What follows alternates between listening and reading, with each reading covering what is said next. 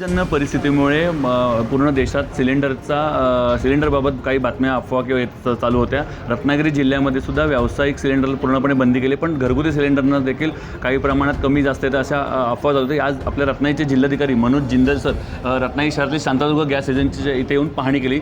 Sir, काय वाटलं या पाहणीमध्ये आणि काय लोकांना तुम्ही आवाहन करू शकता? कारण लोकांची गर्दी या ठिकाणी रोज असते सकाळच्या सुमारास।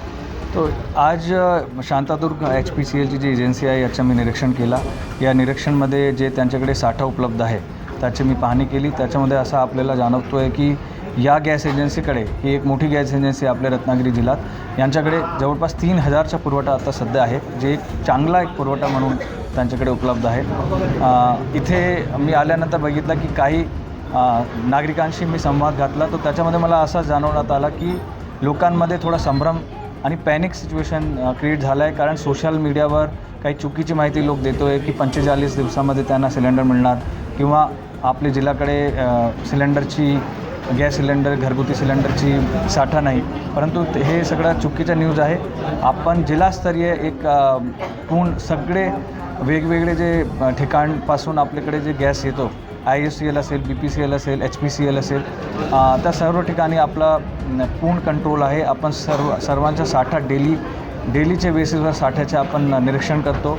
आपल्याकडे जेवढा साठा पाहिजे त्यापेक्षा डबल जवळपास गॅसची उपलब्धता आहे आपल्या जिल्ह्यामध्ये। तर मला सर्वांना आव्हान आहे, सर्व जनताला सांगायचं आहे की आपल्या जिल्ह्यामध्ये कुठलाही शॉर्टेज नाही आणि आपण सर्वांना 20 ते 25 दिवसामध्ये त्यांच्या सिलेंडर पुरवठ्याची तयारी केली। सर, आपण जिल्हा प्रशासन म्हणून 25 दिवस सांगत आहे, पण एजन्सीच्या सिस्टीममध्ये 25 दिवसांचंच कोड लँग्वेज त्यांच्या येतं की लॉक होतं। आज जर मी सिलेंडर घेतलं असेल तर मला पुढचं 25 दिवसांचं सिलेंडर मिळेल असं ते नागरिकांना मेसेज जातात किंवा त्यांच्या सिस्टीम असेल। त्यासाठी काही उपाययोजना किंवा काही सूचना तुम्ही एजन्सीला दिल्या आहेत का सर? हा जे 45 दिवसाचा सिस्टम टेक्निकल ग्लिच आहे त्याबद्दल शासनाने पण नोंद घेतलेली आहे। त्याच्यामध्ये वरिष्ठ स्तरावर पण चर्चा झालेली आहे आणि हा जे टेक्निकल एरर आहे ते त्याला दूर करण्याचे याचे आम्ही निर्देश दिलेले आहे आणि हे काही दिवसामध्ये 2-3 दिवसामध्ये याचा क्लिअरन्स होईल। नक्कीच नाही, नागरिकांनी कोणत्याही प्रकारे घाबरून जाऊ नका, कारण जिल्हा प्रशासनाने सांगितलेलं आहे की सिलेंडर आपल्या जिल्ह्यामध्ये चा पुरवठा योग्य आहे, त्यामुळे कोणी नागरिकांनी घाबरू नका, तसेच गर्दी करू नका। सिलेंडर आपल्याला घरीच मिळणार आहे। Tanmay Date, LS Marathi news, Ratnagiri.